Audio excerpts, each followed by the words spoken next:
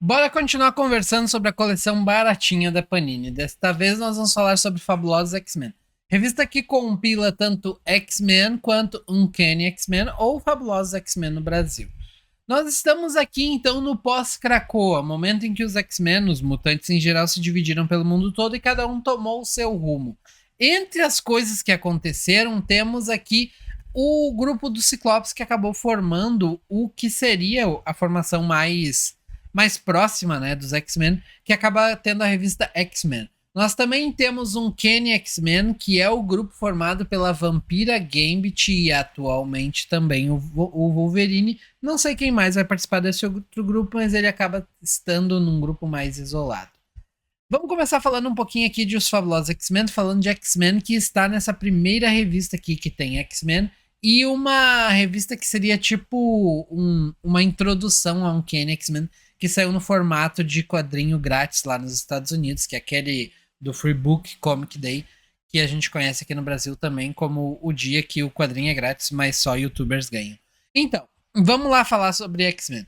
Depois dos eventos de Krakoa, por algum motivo que eu não tenho certeza, por não ser um leitor assíduo de X-Men, eu não tenho certeza se foi uma coisa que aconteceu em página, em HQs, ou se foi uma coisa que aconteceu em um hiato invisível que tem entre o fim da outra era lá e essa fase aqui. Eu não sei se isso tá realmente em alguma HQ.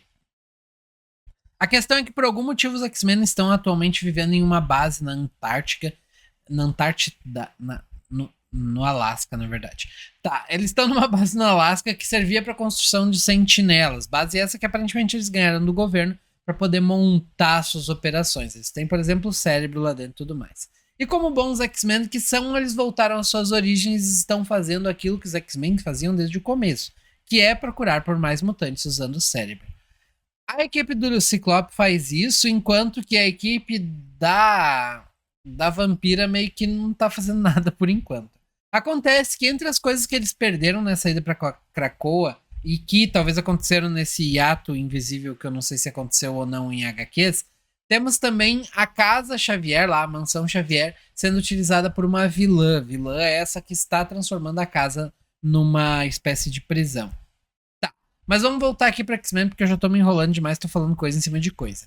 Então, dentro do contexto aqui dessas buscas do Ciclope, ele acabou encontrando um grupo de seres humanos que acabaram obtendo poderes mutantes em uma idade já mais avançada, coisa que não é comum, os poderes mutantes sempre aparecem perto da adolescência.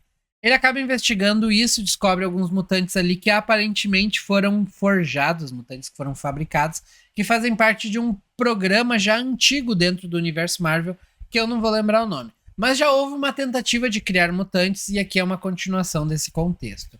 No segundo volume, nós temos um desses mutantes aparecendo em uma cidade, eles correm lá para ajudar e aparentemente esse mutante tem poderes semelhantes ao do Franklin, lá, o filho do Quarteto Fantástico, que basicamente faz com que ele consiga tornar real os medos dele e ele acaba criando ali vários problemas para a cidade. Durante o combate, durante a bagunça toda, ele acaba morrendo e perdendo no caso, os X-Men acabam perdendo mais um mutante, mas isso chama bastante atenção de todo mundo, porque foi um evento de escala mais aberta, né? Não foi um evento fechado numa fábrica como foi no primeiro volume, foi uma coisa mais ampla, fazendo com que mais pessoas ficassem sabendo.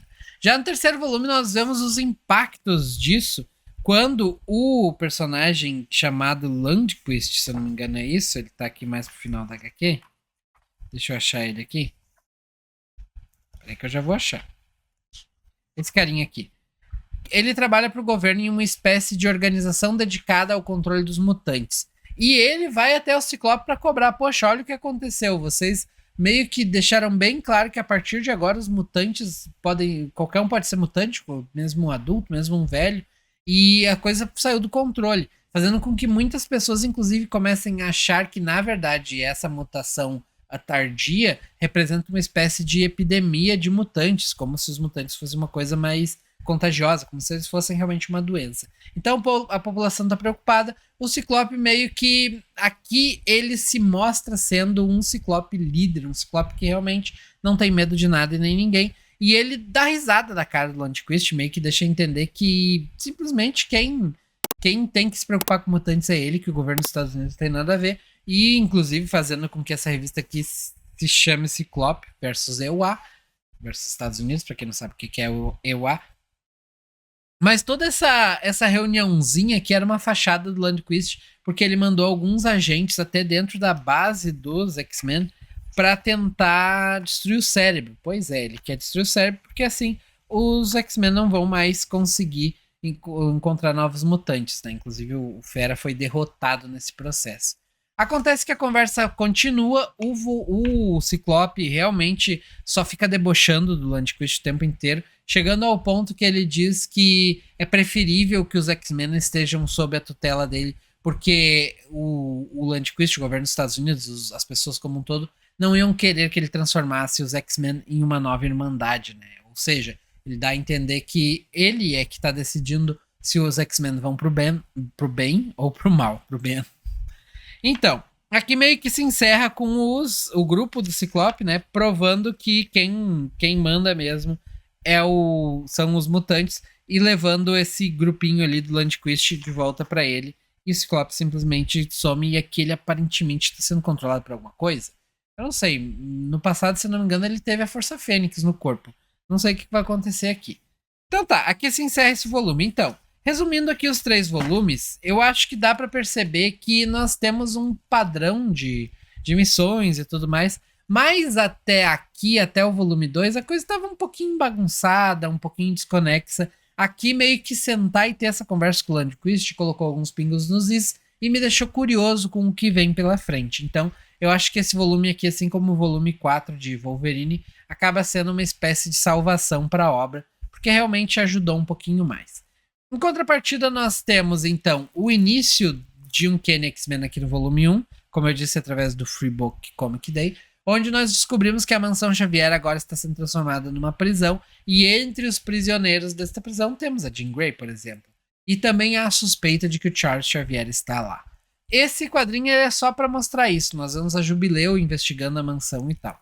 Já no segundo volume, que é esse aqui, nós descobrimos que o Gambit e a Vampira estão casados. E eles estão morando numa cidadezinha. Acontece que nessa cidadezinha tem um dragão, o Rei Cobra, o Deus Cobra, que resolveu fazer a casa dele lá. Ele tá quietinho na dele, mas aparentemente ele anda devorando umas pessoas. E isso acabou meio que incomodando a Vampira e o Gambit. Eles recebem uma visita do Wolverine e juntos os 3 lutam contra o dragão e acabam derrotando e obtendo um olho de Agamotto, que eu acho que não é o mesmo do Doutor Estranho, tá? São olhos diferentes, ou talvez seja, não sei. Então, esse olho de Agamotto acaba parando nas mãos do Gambit, que agora tem também os poderes de Agamotto ali, mas ele não sabe usar, o que gera umas situações um tanto quanto interessantes no próximo volume. Volume esse que começa com eles sendo descobertos por um grupo de mutantes novos, que são esses aqui, que eu não sei se são novos, tipo, aqui é a primeira aparição, ou se eles já apareceram em outros lugares e que eles se reencontram, não sei. E aí, como todo bom super-herói, quando encontra outro super-herói que não se vê há tempo ou que simplesmente não se conhece, eles caem na porrada. Obviamente, Wolverine e companhia derrotam esses novos mutantes, só para descobrir que a Jubileu estava com eles. Então, a Jubileu, que é amiga deles, acaba explicando toda a situação, né? Que eles são tipo novos mutantes, assim, que eles não controlam bem os poderes ainda, e eles estão procurando ajuda, e a Jubileu resolveu ajudar. A Jubileu passa essas informações sobre a Mansão Xavier para a Vampira, que decide prontamente atacar a mansão para recuperar o que aparentemente ela espera ser o Charles Xavier. Mas eu não sei se ele tá lá mesmo. Até agora a gente só viu a Jean Grey. Nesse volume aqui nós temos também uns trechinhos que eu achei interessantes até, que são uma espécie de diário do Xavier, que são esses trechinhos aqui, onde mostra um pouco da juventude dele. Eu achei bem interessante, bem bonitinho, por assim dizer, mas não agregam muito na história, contudo dão a entender que o Charles Xavier vai aparecer em algum momento. Essas 3 edições aqui são legais, estão tomando um rumo bom. Se tu gosta do Ciclope, talvez seja uma boa pegada seja uma boa decisão pegar essa coleção. Eu acho que entre as 3 primeiras lançadas, que são X-Men, Deadpool e o Wolverine, essa aqui é a que tá começando a me agradar mais, tá mais coesa, tá indo para um lugar mais interessante. Apesar de que o Deadpool tá mais divertido.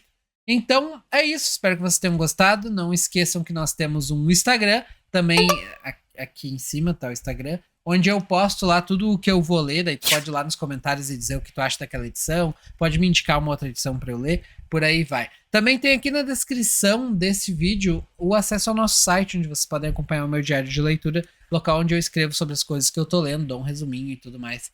E é meio que um complemento desse vídeo aqui. E, por fim, não podemos esquecer, é claro, do correio da cartinha quântica, onde vocês podem mandar algum textinho para nós, seja para contar alguma coisa, seja para mostrar a coleção, qualquer coisa que vocês queiram que eu mostre aqui no vídeo, ou mesmo que eu reaja, que eu converse sobre. Então, forte abraço, nos vemos no próximo vídeo e fui!